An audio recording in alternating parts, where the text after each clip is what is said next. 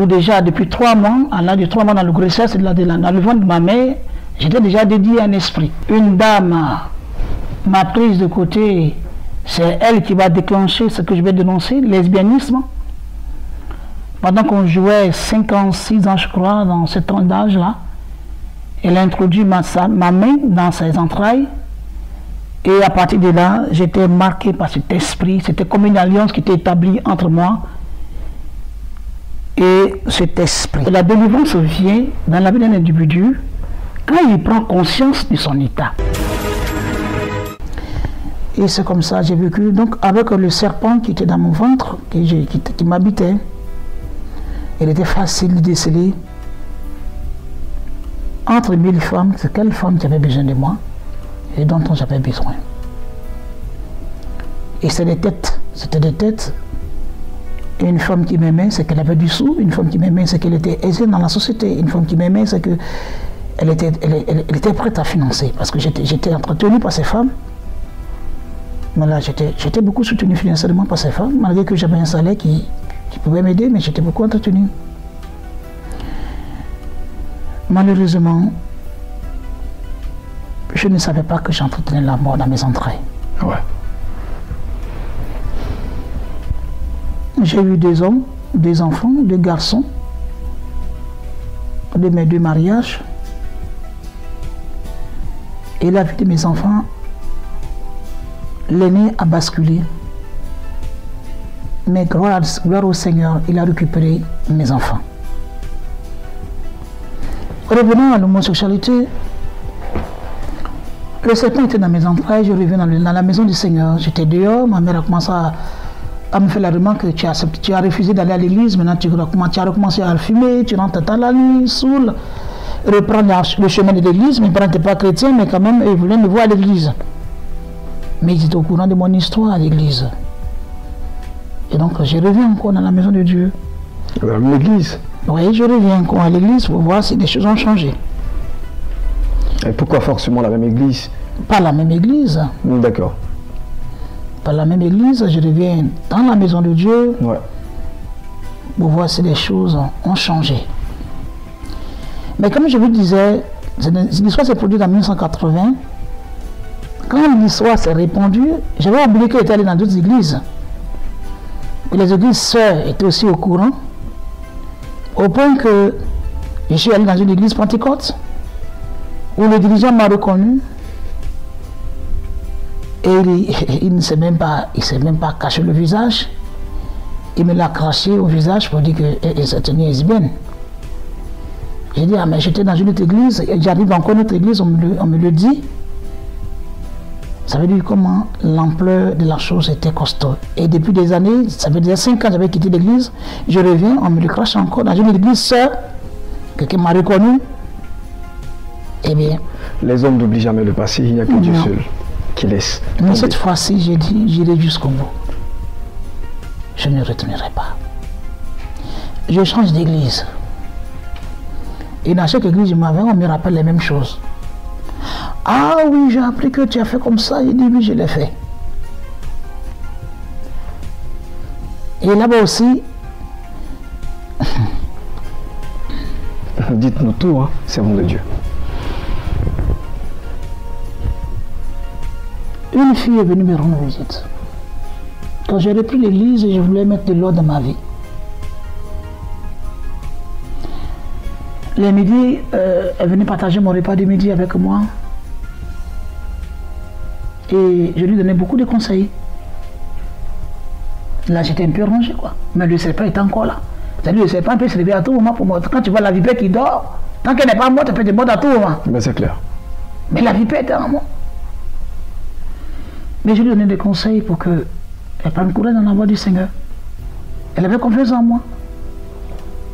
Et un jour, elle est venue me voir et dit, je ne viendrai plus te voir. J'ai dit, pourquoi? Elle dit, Mathieu, ça dit, pour venir te voir, il faut te ranger des prières parce que tu risques de coucher avec moi, parce que ton esprit d'homosexualité risque de me contaminer. C'est ce seul jour-là que j'ai compris qu'un démon peut être contagieux. Ça dit, là aussi, dans cette église-là, le rejet aussi avait commencé. En ma fête, je vais à l'intérieur, à Daloa, précisément, dont je suis originel. Je vais là-bas pour ma fonction. Et là-bas aussi, l'église qui me reçoit me dit les mêmes choses. J'étais en compagnie de mes soeurs et le pasteur m'appelle. Ah, bien aimé, ça va? J'ai dit oui. Ces filles, elles sont belles. Hein? J'ai dit oui, ce sont mes petites soeurs. Il dit ah, attention, hein, c'est notre risque de passer là-bas. Alors j'ai dit à ce monsieur-là, non, toi, ton kiki que tu es là, Iran, tu sors à tes soeurs. Ton ce que tu portes te permet de sortir à tes soeurs. Il dit non. Il dit, mais c'est comme ça. Ce sont mes soeurs. Tu n'as pas peur du sacré? J'ai beau être une lesbienne, mais c'est pas mes petits soeurs, je le fais. Alors, à vous entendre, on constate que vous avez une folle envie de transformation, de changement, mais que la communauté n'était pas prête justement à vous tendre la main de réconciliation avec le Seigneur. Oui, la communauté chrétienne. Regardez aujourd'hui quand ils prêchent, ils sont dans les...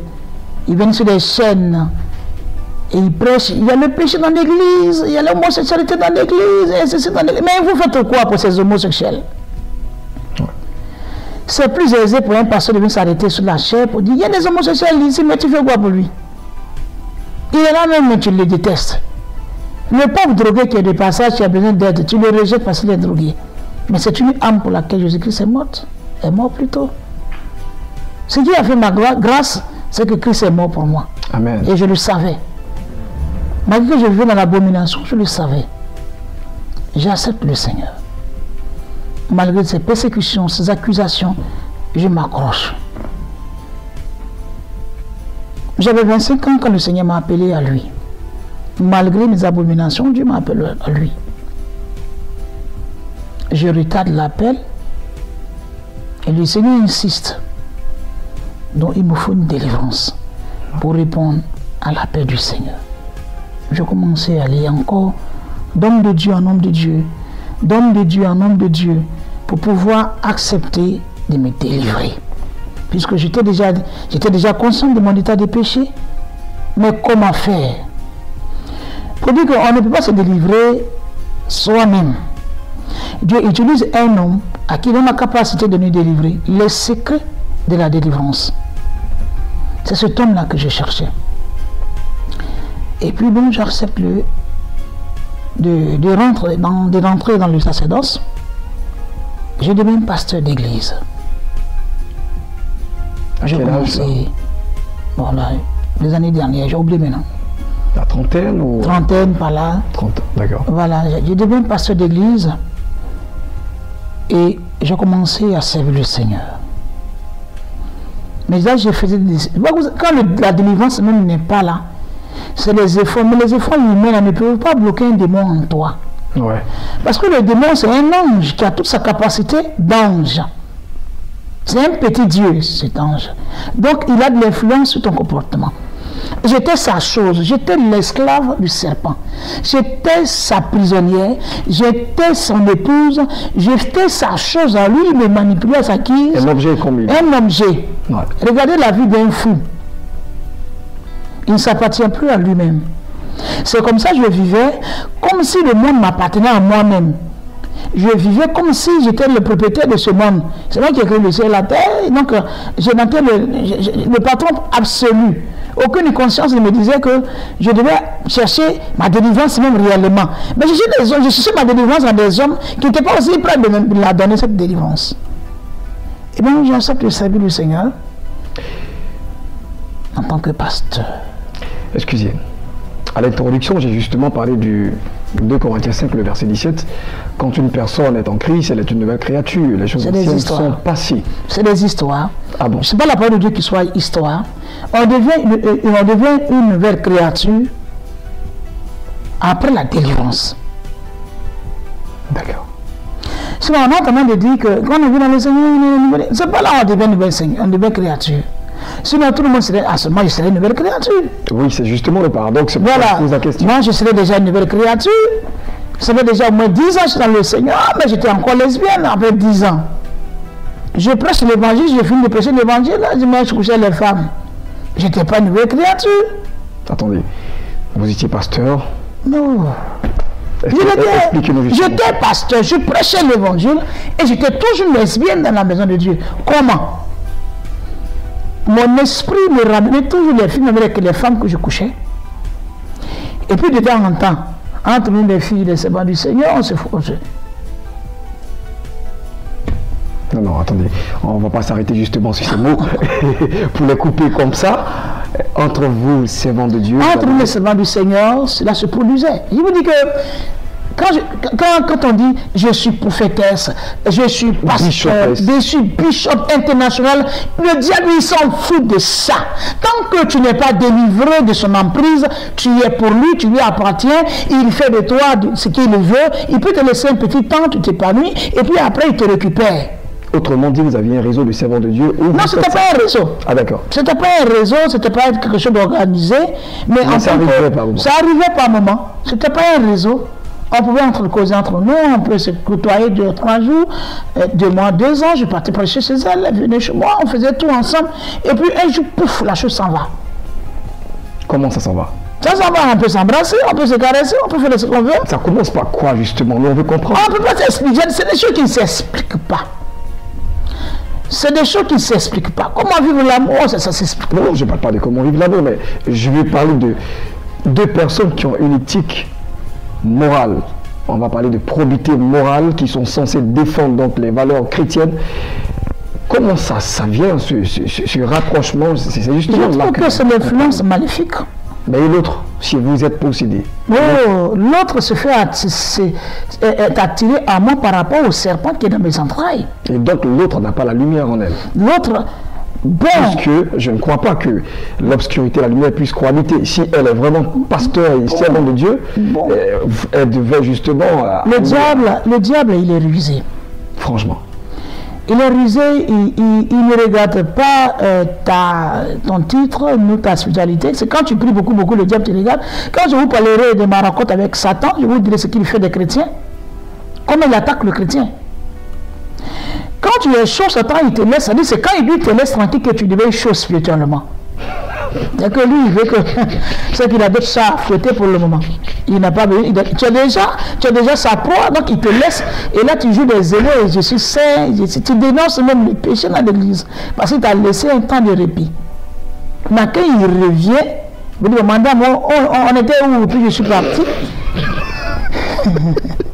On va reprendre les débats. Il t'influence, il te contrôle. Waouh, attendez, laissez-moi rigoler d'abord. Alors, il vous demande où est-ce que vous en étiez? Il s'en va et puis il va voir. Reprenons nos choses.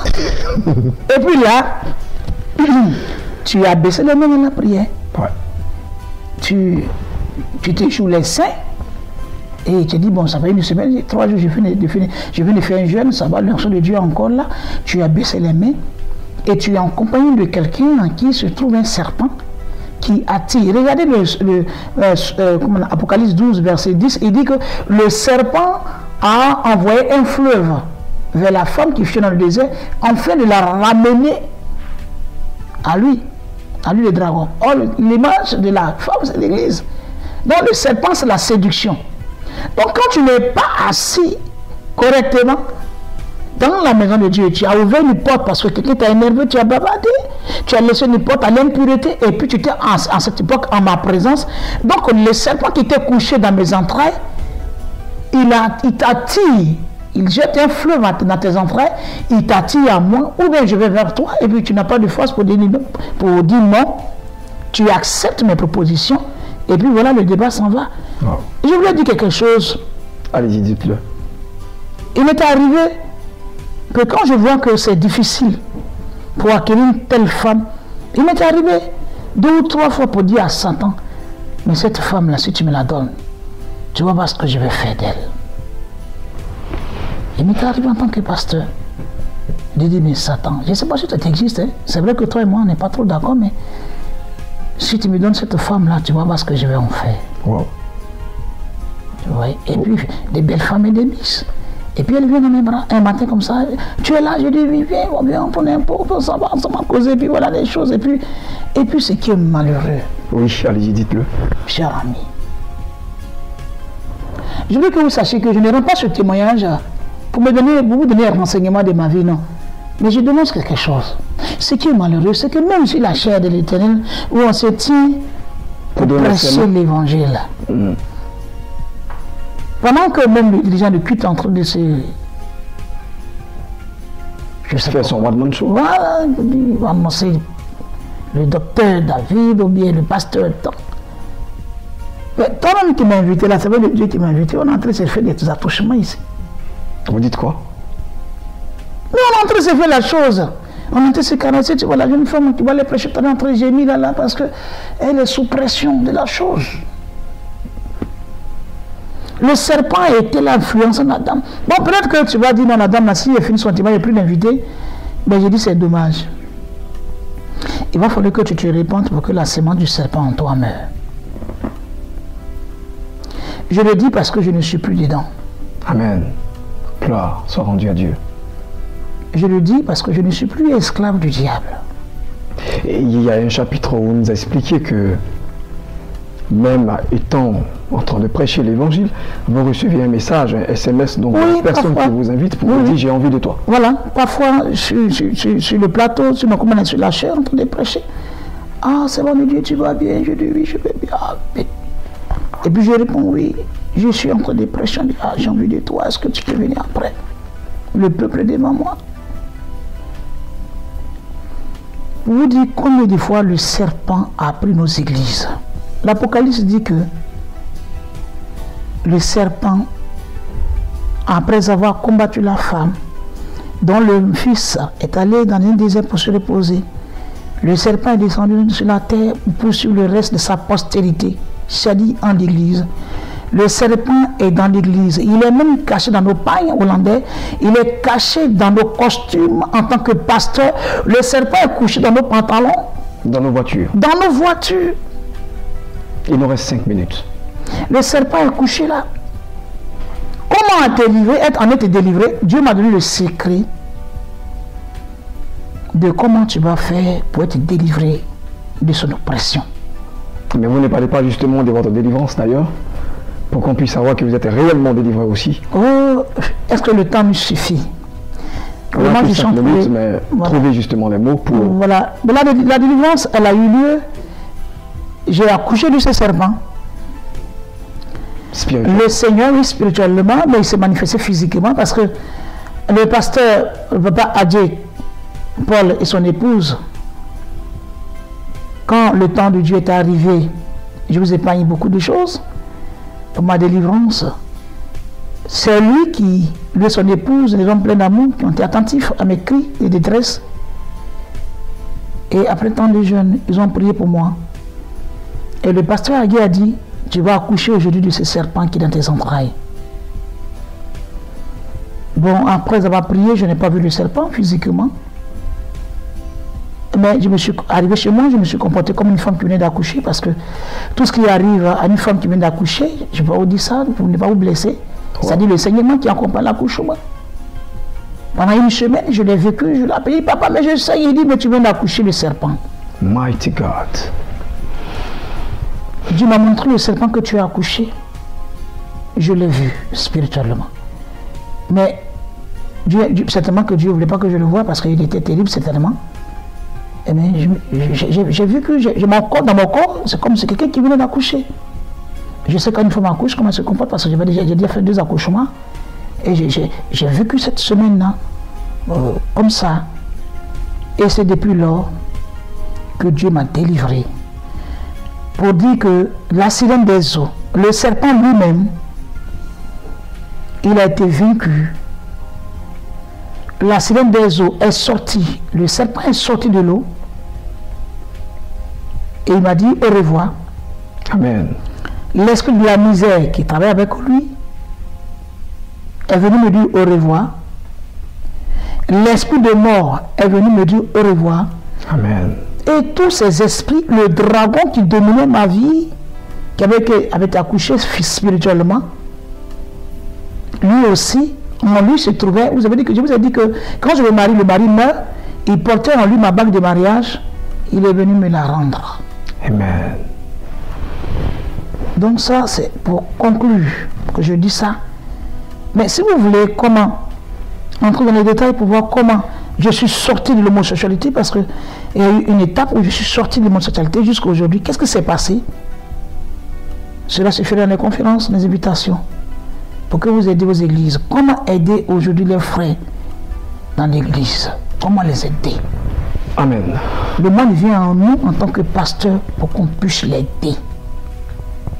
Si nous les rejetons parce qu'ils ont aujourd'hui des tas dans leur vie, nous perdrons tout le monde. Et dis au corps pastoral, ce n'est pas ta veste qui fait de toi un pasteur. C'est clair. Ce n'est pas la belle robe que je porte qui te fait un pasteur, mais c'est la délivrance sincère. Tu peux faire 30 jours. J'étais une personne qui jeûnait 40 jours, 3 mois, 2 ans de jeûne.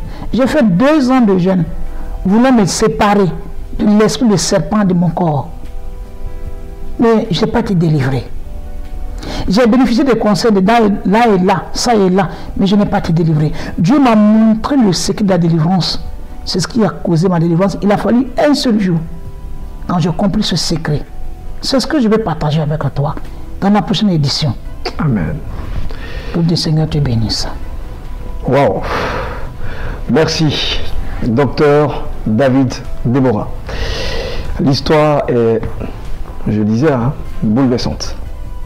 Même dans l'église de Dieu, on retrouve encore les affronts des Satans, les suppôts, les véritables suppôts. Mais l'église de Dieu aussi peut être dans le dos à ses propres frères. Vous savez, la parole dit que il est venu vers les siens, mais ils ne l'ont pas reconnu. Ils l'ont rejeté. Certainement, cette dame a été donc sujet de rejet dans la communauté qui est chrétienne. Elle était pasteur, elle a aussi toujours gardé ses séquelles. Je parlais justement de 2 Corinthiens 5, le verset 17. Il y a un pasteur de classe PhD qui a donné un enseignement qui sera justement la thèse la plus plausible qui peut justement justifier ce genre de caractère. Pourquoi? Comment être un pasteur ou un fidèle dit que nous avons Jésus-Christ et encore vivre le passé? Il a dit tout à l'heure, j'ai dit tout à l'heure bien sûr que l'homme était tripartite, le corps, l'âme et l'esprit. Mais lorsque nous rencontrons le Seigneur Jésus-Christ de Nazareth, c'est notre esprit qui est renouvelé, pas notre âme ni notre corps. C'est la raison pour laquelle l'âme qui est justement pour l'homme, c'est que la boîte noire pour un avion ou encore le disque dur pour un ordinateur enregistre toutes les informations depuis notre naissance jusqu'à maintenant. Alors donc si cette âme n'est pas domptée par nos propres efforts, nous vivrons justement les choses qui nous ont liés hier. C'est la raison pour laquelle on peut être pasteur et vivre encore dans bien des choses qu'il vient de citer. Merci justement d'avoir suivi cette émission. On espère nous retrouver pour une prochaine édition qui va sans doute vous édifier et encore vous emmener à la prière et de vous rapprocher du Seigneur Jésus-Christ et dompter votre corps et votre âme. Merci. Et en tout cas, merci à vous. Merci. D'être passé au plateau. C'est moi qui vous remercie.